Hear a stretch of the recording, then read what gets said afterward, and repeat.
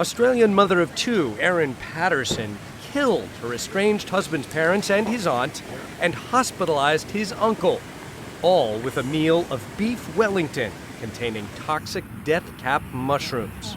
And now, after a 10-week trial that captivated Australia and the world, a jury has decided she poisoned them on purpose. In July 2023, Patterson hosted 4 people for lunch at her home in the Australian town of Leongatha. Dawn and Gail Patterson, her former in-laws, died in the days after. Gail's sister Heather Wilkinson also died. Heather's husband, Ian Wilkinson, spent weeks in a hospital fighting the poison and survived. Patterson's estranged husband, Simon, had turned down the invitation. Erin Patterson took herself to the hospital after the meal, but was never as sick as the others. In court, she said it was because she didn't eat much of the lunch and threw up afterwards because she binged on dessert. Lunch that day was individually portioned beef Wellingtons, steak and mushroom pâté wrapped in pastry.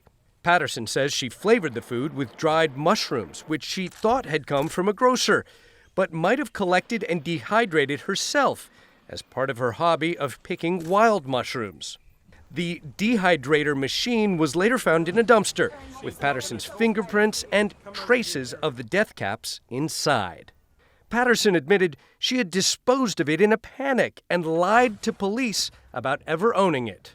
The court heard evidence that in the months before the meal, Patterson may have been in a location where death caps grow. The defense argued the poisoned meal was a terrible accident and that Patterson had no motive to kill the victims on purpose.